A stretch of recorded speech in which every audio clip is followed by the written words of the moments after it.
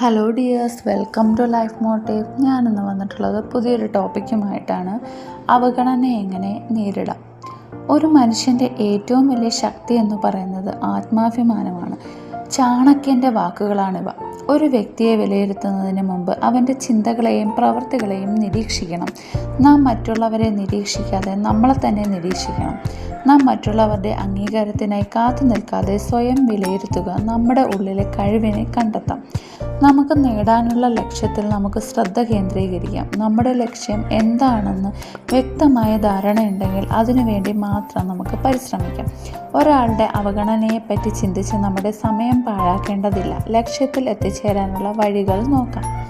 നാം ഒരു goal achieve ചെയ്യാൻ ഒരുങ്ങുമ്പോൾ ഒരുപാട് സ്റ്റെപ്പുകൾ കയറി വേണം നമുക്ക് മുകളിലെത്താൻ. അപ്പോൾ ഓരോ സ്റ്റെപ്പും നോക്കി നിൽക്കാതെ മുകളിലെത്തുക എന്നതായിരിക്കണം നമ്മുടെ ഒരു ഗോൾ എന്ന് പറയുന്നത്. നമ്മുടെ ജോലി, വിദ്യാഭ്യാസം, ആരോഗ്യം, നമ്മുടെ സ്വപ്നങ്ങൾ ഇതൊക്കെ നേടാൻ നമ്മുടെ സ്വന്തം പ്രയത്നം കൊണ്ട് മാത്രമേ നമുക്ക് സാധിക്കുകയുള്ളൂ. അവഗണനയിൽ നിന്ന് പുറത്തു വരാൻ നാം സ്വയം പ്രകാശിക്കുക.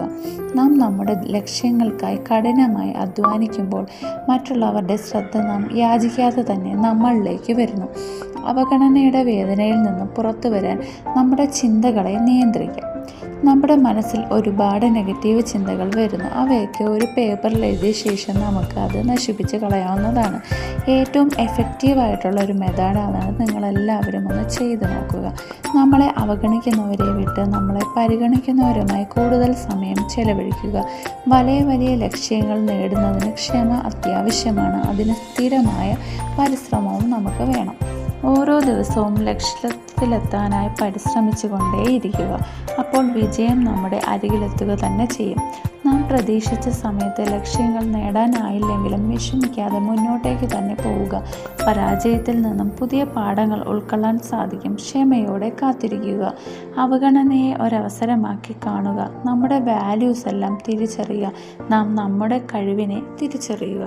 അപ്പോൾ ഇതുപോലുള്ള ഒരുപാട് കാര്യങ്ങൾ നമ്മൾ ശ്രദ്ധിക്കുകയാണെങ്കിൽ നമുക്ക് ഒരാൾ നമ്മളെ അവഗണിക്കുന്നതിൽ നിന്ന് നമുക്ക് രക്ഷ നേടാൻ സാധിക്കും. വീഡിയോ ഇത്രയേ ഉള്ളൂ. എല്ലാവർക്കും ഈ ഒരു കണ്ടന്റ് ഇഷ്ടമായെന്ന് കരുതുന്നു.